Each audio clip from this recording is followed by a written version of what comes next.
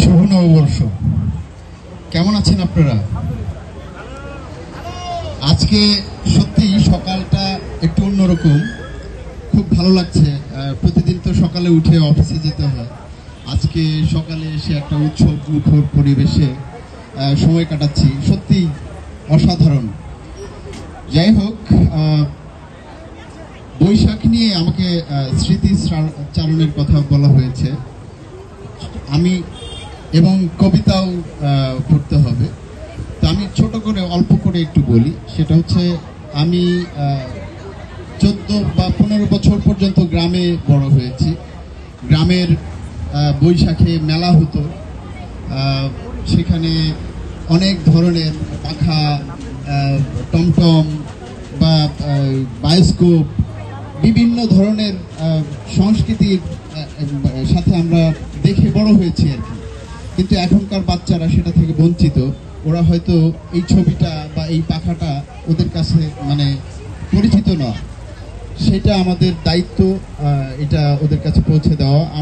আমার মনে পড়ে যে ছোটবেলায় আমরা বিজনেস ক্লোজিং যেটা বলি, হ্যাঁ, জুন জুলাইতে হয়, আর সেটা হতো আমাদের গ্রামে বাজারে, সেটা হচ্ছে হালখাতা। সেটা পহেলা বৈশাখ থেকেই সেটা হতো। মানে চমৎকার অনুভূতি, স্মৃতি আছে, সব মনে পড়ছে না, কথা দীর্ঘ হয়ে যাবে, অনেক গুণীজনরা আছে। আমি নগর কৃষি ফাউন্ডেশনকে শুভেচ্ছা জানাচ্ছি। পূর্ব পশ্চিম নাট্যাঙ্গনের পক্ষ থেকে আপনাদেরকে সবাইকে শুভ নববর্ষ জানাচ্ছি। আপনাদের জ্ঞাতার্থে বলে রাখতে চাই যে সবুজায়নে পূর্ব পশ্চিম নাট্যাঙ্গনও কিন্তু ভূমিকা রাখছে নাটকের মাধ্যমে। আমাদের একটা নাটক আছে, লাইলা ফেরদৌস হিমেলের লেখা নাটক, কুমারের মন ভালো নেই। এই নাটিকাটা শুধু গাছ বা পরিবেশ নিয়ে মেসেজটা দেওয়া হয়েছে। তো যাই হোক, আমরাও পূর্ব পশ্চিম নাট্যাঙ্গন নগর কৃষি ফাউন্ডেশনের সাথে আছি, একত্রতা প্রকাশ করছি, এবং আপনাদের যাত্রা আরো দীর্ঘ হোক, পৃথিবী সবুজ হোক।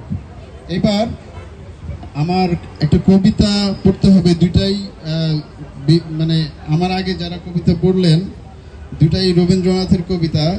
তো আমি আমার একটি কবিতা কি পড়তে পারি?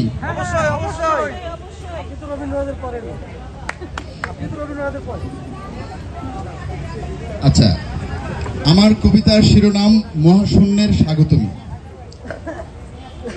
হ্যাঁ হ্যাঁ, আমি সেই মহাশূন্যের স্বাগতমী স্বর্গ, পৃথিবীর দিকে হাত বাড়িয়ে থাকা একা শূন্যতা, যে তোমাকে অসীম আদরে পোড়াবে বলেই কামনা চালিয়ে রেখেছি বুকের হাবিয়ায়, রেখেছি মহাপ্রলয়ের স্খলিত জলের ভেতর মহাসিন্ধুর জীবাশ্ম।